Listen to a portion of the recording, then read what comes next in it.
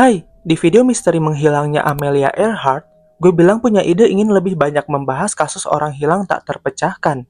Nah, di video ini, gue ingin membahas kasus hilangnya seorang anak yang menurut The Daily Telegraph merupakan pemberitaan orang hilang paling banyak dilaporkan sepanjang sejarah.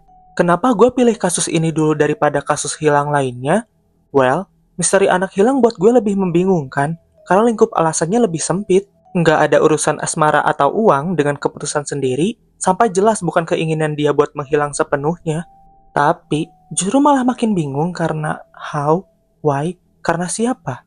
So, mari kita make up recap mengenai menghilangnya Madeleine McCann. Trigger warning, video ini memuat penjelasan rinci mengenai peristiwa dan tindakan kekerasan yang mungkin bisa menimbulkan ketidaknyamanan pendengar. Seperti yang disebut di awal, publikasi kasus menghilangnya Madeleine McCann adalah salah satu yang paling masif. Madeleine McCann adalah anak sulung dari pasangan Gary dan Kate McCann. Selain dia, Gary dan Kate juga memiliki dua anak kembar, yang kemudian mereka bawa ke Praia da Luz, Lagos, Portugal, dalam rangka berlibur. Keluarga ini sendiri berasal dari Inggris. Pada 3 Mei 2007, Madeleine, 3 tahun saat itu dan adik kembarnya berumur 2 tahun, ditinggalkan di apartemen sewaan pada pukul 20.30. Soalnya mereka sudah tertidur. Orang tuanya, Gary dan Kate pergi makan malam dengan teman mereka di sebuah restoran yang berjarak sekitar 91 meter jauhnya. Restoran tersebut bernama Tapas Bar, ada di sisi lain kolam. Nah, buat mencapai sana dari apartemen, mesti lewat dulu pintu Resort Ocean Club, terus ke dekat kolam renang, baru deh sampai di restoran. Disebutkan meski bagian atas apartemen kelihatan dari restoran, tapi bagian pintunya nggak terlihat. Catatan penting, pintu teras cuma bisa dikunci dari dalam. Tapi karena secara berkala Gary dan Kate mengecek kondisi anak-anaknya bergiliran, si orang tua nggak mengunci pintu. Di restoran itu, staf restoran sempat menulis di buku pesan di resepsionis, buat book meja. Di pesan bilang, kalau grup berisi pasangan McCann dan temennya punya anak yang tidur di apartemen. Mungkin si penculik melihat notes tersebut dan muncul niatan menculik. I don't know. Ide ini juga terpikir oleh Kate, si ibu. Gary dan Kate mengecek anak-anak mereka setiap sekitar 30 menit sekali. Kali pertama mengecek anak-anak adalah tugas Gary, sekitar pukul 9:05. Sepenglihatannya, 3 anaknya aman. Waktu semula ditinggal, pintu kamar terbuka dikit, dan waktu dia datang malah kebuka cukup lebar. Gary nggak kepikiran banyak dan tarik pintu sampai hampir ketutup lagi, baru balik ke restoran. Tapi, ketika Kate kembali ke apartemen untuk melihat keadaan anak-anaknya, dia menemukan kalau Madeleine menghilang pada pukul 10 malam. Sempat ada laporan Jane Tanner yang traveling bareng keluarga McCann.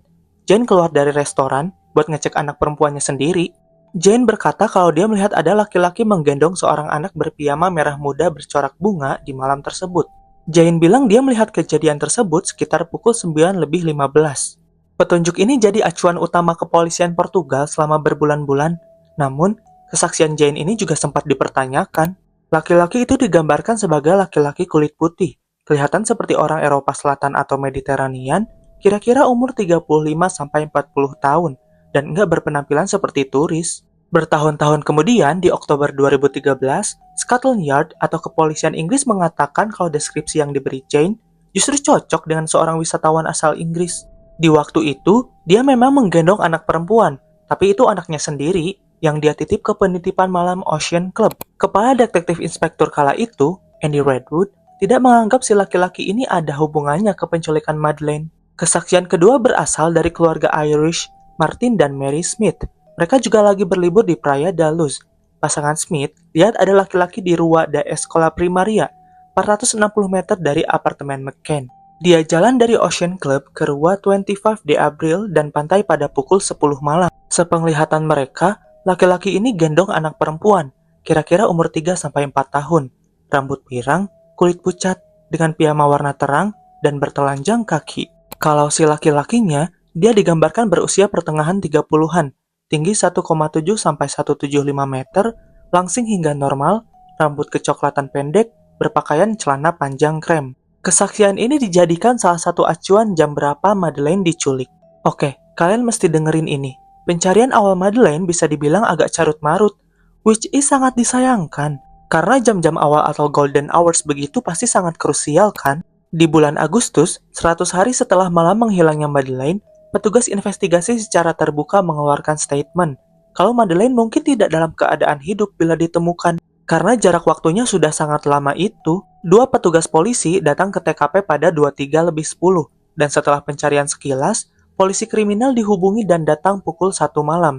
Pukul 2-nya, dua anjing patroli didatangkan ke resort dan ditambah 4 anjing pelacak pada paginya pukul 8. Mereka mencari di saluran air, sumur, selokan, sampai reruntuhan di sekitar Praia da Luz. Ini aneh dan menurut gue membingungkan, yakni orang-orang di perbatasan sama polisi laut nggak dikasih tahu ciri-ciri Madeleine di jam-jam awal. Terus, petugas juga nggak melakukan penggeledahan pada rumah di area itu. Si polisi juga nggak minta footage pengawasan jalan raya buat lihat gerak kendaraan yang keluar masuk. Perusahaan pemantau jalan bilang nggak ditanya polisi buat diminta informasi. Ditambah nggak semua orang di resort ditanya-tanya. Selain itu, baru 5 hari kemudian mereka mengeluarkan peringatan orang hilang secara global. Questionable, no. Side note, ini komentar gue ya, tapi kerja dan usaha pencarian mereka terlalu lamban. Dalam kasus penculikan, beberapa jam aja itu bakal ngasih hasil signifikan. Dengerin saksama lagi karena nggak sampai di situ, tempat kejadiannya juga nggak dijaga dengan baik. You know, TKP itu sangat dijaga orisinalitasnya kayak letak benda atau keadaan. Karena kalau ada yang berubah, pasti berpengaruh ke penyelidikan dan laporan kan? Di sini nih yang lagi-lagi bikin gue bingung. Iya, tentunya ada pengiriman barang untuk diteliti forensik. Dikirimlah 3 sampel ke laboratorium. Hasilnya dilaporkan di 1 Juni 2007. Tapi ada sekitar 20 orang yang pernah masuk ke apartemen yang ditempati keluarga McCann. Kate, si ibu, bilang petugas polisi pasang selotip kuning itu loh di pintu kamar tidur anak, tapi nggak dijaga dan keluar pukul 3. Berdasarkan berkas kasus, si apartemen yang ditempati keluarga itu juga dibiarin kosong selama sebulan.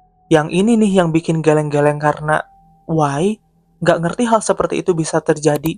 Ya, ini apartemennya terbuka untuk wisatawan dan baru ditutup bulan Agustus. Karena keluarga ini berasal dari Inggris dan kejadian terjadi di Portugal, penelusuran tentunya akhirnya melibatkan kepolisian Inggris. Ini aneh lagi, kepolisian Portugal menunjukkan kesan kalau mereka nggak suka atas kehadiran polisi Inggris. Katanya, mengutip buku Anthony Summers dan Robin Swan, Looking for Madeleine, si polisi Portugal ngerasa direndahkan.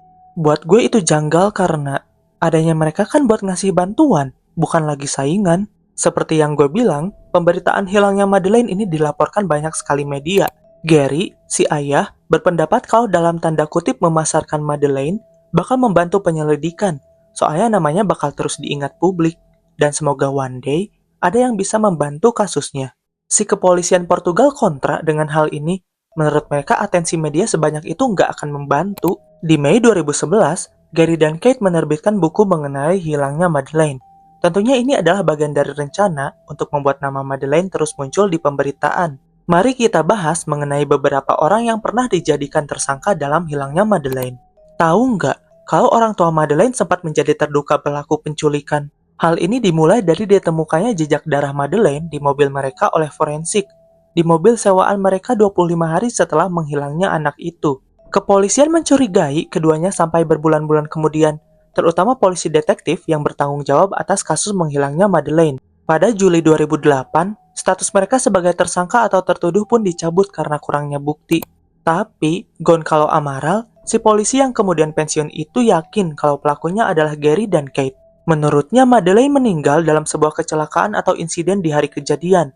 Lalu orang tuanya mengatur penghilangan dan penyembunyian jasadnya. Dia bahkan menerbitkan buku pada 2008 berjudul The Truth of the Lie. Pasangan McCain nggak tinggal diam dong. Goncalo dituntut secara hukum pada 2015 dan diharuskan membayar 500.000 euro atau sekitar 8 miliar rupiah. Serta wajib menarik bukunya dari peredaran. Tapi nih, keputusan tersebut dibatalkan pada 2017. Pasangan McCain mengajukan banding ke Pengadilan Hak Asasi Manusia Eropa, tapi ditolak pada tahun 2022. Tersangka awal hilangnya Madeleine adalah laki-laki Inggris-Portugal bernama Robert Murat. Dia tinggal dekat resort tempat McCain berkeluarga berlibur. Polisi bilang dia bertingkah aneh beberapa hari setelah Madeleine menghilang. Namun, di 2019, segala tuduhan terhadapnya dihapus. Mengikuti tuduhan itu, Robert menuntut beberapa pihak atas pencemaran nama baik dan memenangkan sekitar 600.000 euro atau 10 miliar rupiah. Terduga lain adalah Raymond Hewlett. Dia diinterogasi polisi pada 2009. Kecurigaan jatuh karena dia merupakan terpidana pedofil asal Inggris yang tinggal di Portugal pada masa menghilangnya Madeleine. Raymond membantah terlibat dalam kasus hilangnya Madeleine. dia tak sempat menghadapi tuntutan karena meninggal di tahun 2010. Polisi mengumumkan adanya identifikasi tersangka baru pada 2013. Anonim, by the way. Menurut laporan, dia berkali-kali berada di sekitar resort dan teleponnya aktif di waktu kejadian. Tapi nggak ada laporan atau penangkapan lebih lanjut. Kabar terbaru dari kasus ini adalah adanya terduga baru, Christian Bruckner, seorang laki-laki asal Jerman. Christian tinggal di dekat Praha Dalus, resort tempat keluarga McCann berada sewaktu tragedi penculikan. Sebelum menjadi tersangka utama kasus menghilangnya Madeleine, Christian sudah menghadapi 3 tuduhan pemerkosaan dan 2 tuduhan pelecehan seksual. Christian juga sebenarnya sedang dalam masa 7 tahun penjara di Jerman untuk kasus pemerkosaan kepada wanita Amerika berusia 72 tahun pada 2005. Dalam setiap persidangan, Christian selalu membantah keterlibatannya dalam insiden menghilangnya Madeleine. Soal itu, Christian menjadi tersangka utama di 2022, gara-gara setelah diselidiki, menurut riwayat teleponnya, dia menerima telepon di 3 Mei 2007, dekat Praia Daluz, tempat Madeleine menghilang. Riwayat kejahatannya banyak. Pada 2007 itu, dia pun termasuk dalam daftar penyelidikan polisi atas perampokan dan pelecehan anak di Portugal. Ngeri banget. Nah, apa teori kalian mengenai menghilangnya Madeleine McCann? Menurut kalian, apakah Christian memang pelakunya atau bukan? Kalau gue, entah ya, mungkin Christian memang bersalah. Tapi kalau enggak, serem banget ternyata bisa ada beberapa pedofil ngumpul di satu area begitu. Selain Christian, ada juga si Raymond yang tadi. They are the worst type of people. Oke, dengan ini, Makeup Recap episode 5 dan kalau kalian mau request apa yang bakal dibahas di Makeup Recap, komen aja di bawah. Mau folklore, creepypasta, true crimes, misteri, komen aja deh. Siapa tahu gue bahas. Pengingat lagi, semua produk yang gue pakai ada di list di deskripsi. Jangan lupa tinggalkan jejak dan apresiasi di video ini. Juga cek Instagram dan TikTok gue di @tobinggar. Hati-hati dan jaga diri kalian. I hope I can see you next time dan kalian baik-baik aja. Thank you so much for watching. Bye.